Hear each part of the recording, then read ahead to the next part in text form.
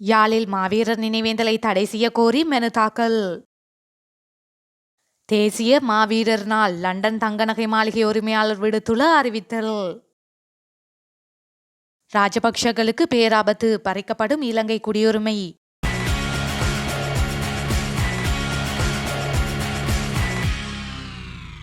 மாவீரர் வார நினைவேந்தலை மானிப்பாய் காவல்துறை பிரிவிற்குட்பட்ட பகுதிகளில் தடை செய்ய கோரி மானிப்பாய் காவல்துறையினரால் தாக்கல் செய்யப்பட்ட வழக்கு தொடர்பான கட்டளை நவம்பர் 20 திங்கட்கிழமை வழங்கப்பட உள்ளது.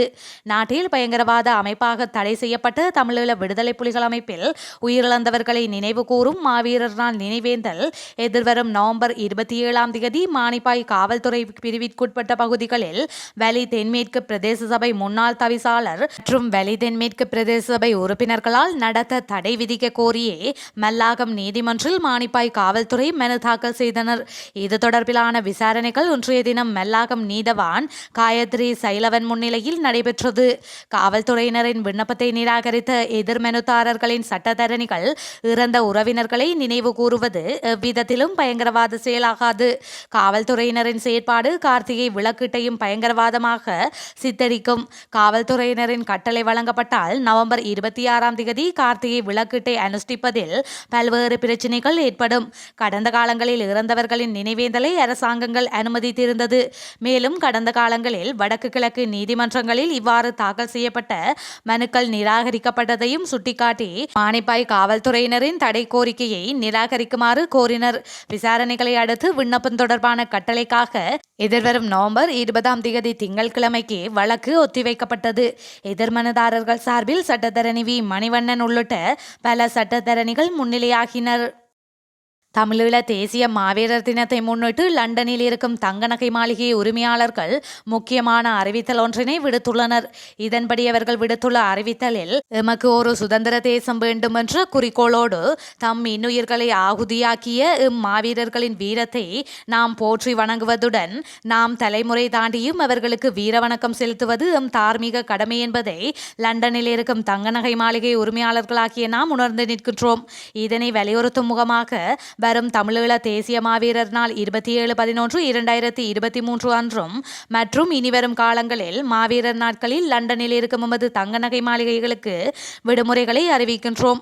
ஒற்றுமைக்கும் தாயக பற்றுக்கும் எடுத்துக்காட்டாக இச்செயல்பாடு இருப்பதுடன் எமது பணியாளர்களும் மாவீரர்களுக்கு வீரவணக்கம் செலுத்திட இவ்விடுமுறை அறிவித்துள்ளோம் என்பதை எமது வாடிக்கையாளர்களுக்கு மற்றும் அனைவருக்கும் தெரிவித்துக் கொள்கின்றோம் என குறிப்பிடப்பட்டுள்ளது.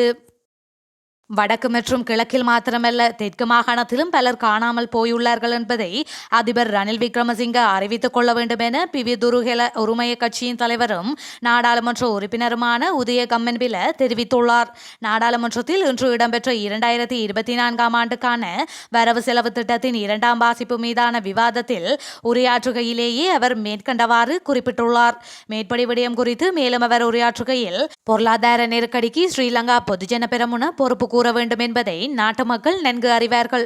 இவ்வாறான நிலையில் அந்த அரசாங்கத்தில் அமைச்சு பதவி வகித்தவர்கள் அனைவரும் பொறுப்பு கூற வேண்டும் என்று குறிப்பிடுவதை ஏற்றுக்கொள்ள முடியாது. பொருளாதார பாதிப்பு தொடர்பில் நாங்கள் அமைச்சரவையில் பல முறை குறிப்பிட்டோம். இதற்கு தற்போதைய அரசாங்கத்தில் அமைச்சு பதவியில் உள்ள சிரேஷ்ட அமைச்சர்கள் சாட்சியாக உள்ளார்கள்.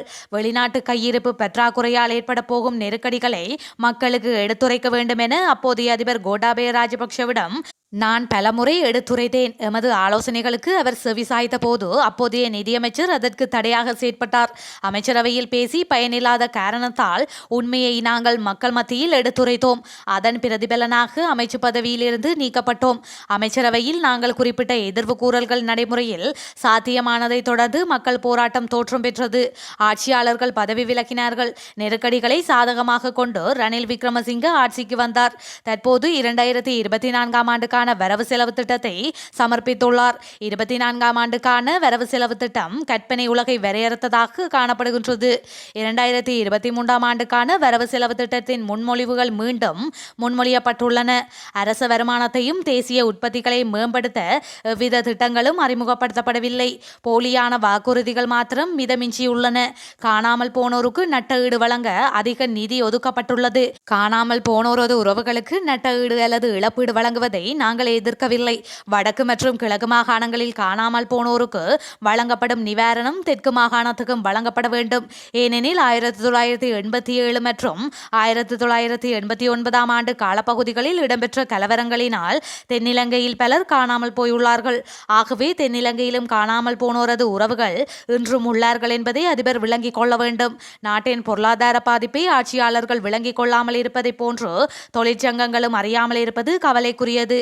தற்போதைய நிலையில் 20,000 ரூபாய் சம்பள அதிகரிப்பு கோரி போராட்டத்தில் ஈடுபடுவது முறையற்றது. இவர்களின் கோரிக்கைக்கு அமைய நாணயம் அச்சிட்டு சம்பளம் அதிகரித்தால் அது சமூக கட்டமைப்பில் பாரிய நெருக்கடிகளை ஏற்படுத்தும். ஆகவே அரச வருமானத்தை அதிகரிக்கவும் வரி செலுத்தாமல் உள்ளவர்களுக்கு எதிராக நடவடிக்கை எடுக்க வலியுறுத்தி தொழிற்சங்கத்தினர் போராட்டத்தில் ஈடுபட வேண்டும் என்றும் அவர் குறிப்பிட்டார். இலங்கையை வங்குரோத்து நிலைக்குட்படுத்தியவர்களை தொடர்பில் உச்சநீதிமன்றம் வழங்கிய தீர்ப்பிற்கமைய இதற்கு காரணமானவர்களின் குடியுரிமைகள் ரத்து செய்யப்பட வேண்டும் என ஐக்கிய மக்கள் சக்தியின் வெலிகம தொகுதியின் பிரதம அமைப்பாளர் ரொஹான் ஜெயவிக்ரம தெரிவித்துள்ளார். தனது சமூக வலைதளத்தில் ஒரு குறிப்பை வைத்துள்ள அவர் இதனை குறிப்பிட்டுள்ளார்.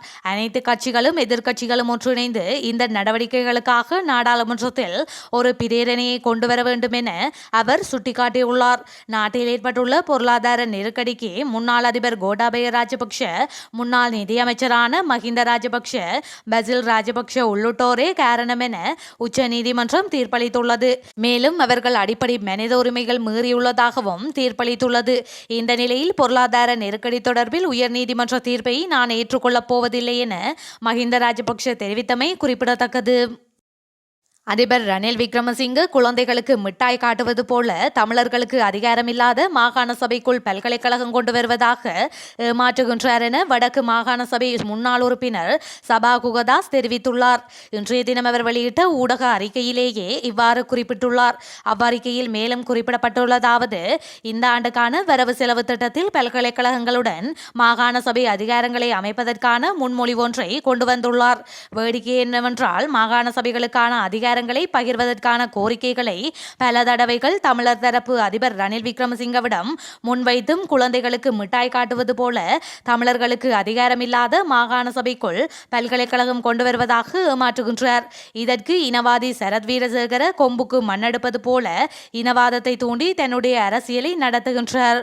கடந்த கால வரவு செலவு திட்டங்களில் தமிழர்கள் சார்ந்து கொண்டுவரப்பட்ட பல முன்மொழிவுகள் கடதாசிகளில் மட்டுமே இருந்தன. அவை நடைமுறைப்படுத்தப்படவில்லை. அதேபோன்று இம்முறையும் பல முன்மொழிவுகள் உள்ளடக்கப்பட்டுள்ளன. வலிந்து காணாமல் ஆக்கப்பட்டோரின் உறவுகளுக்கு இழப்பீடு வழங்குவதற்கான நிதி ஒதுக்கீடு செய்யப்பட்டுள்ளது.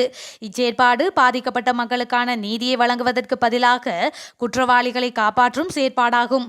உண்மையாக முதலாவது பொறுப்புக்கூறலினூடாக பக்க சார்பற்ற சுயாதீன விசாரணை, அதன் பின் தான் பரிகார நீதி, இவ்வாறான ஒழுங்குமுறை மூலமே வலிந்து காணாமல் ஆக்கப்பட்டோரின் பிரச்சினைக்கு தீர்வு காண முடியும். இதுவே பாதிக்கப்பட்ட தரப்பின் கோரிக்கையும் ஆகும்.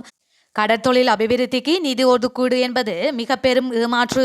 காரணம், வடக்கு கடற்தொழிலாளர்கள் தொடர்ந்து எதிர்நோக்கும் சட்டவிரோத மீன்பிடி மற்றும் கடல் அட்டை பண்ணை விவகாரம் போன்ற பிரச்சனைகளுக்கு ரணில் விக்ரமசிங்க இதுவரை அவர்களை சந்தித்து ஆகபூர்வமான முடிவை எடுக்காமல் பிரச்சனைகளை கண்டும் காணாதவர் போல இருந்து கொண்டு கடல்வள அபிவிருத்திக்கு நிதி ஒதுக்கீடு செய்வது வேடிக்கையாக உள்ளது என மேலும் அவர் தெரிவித்துள்ளார்.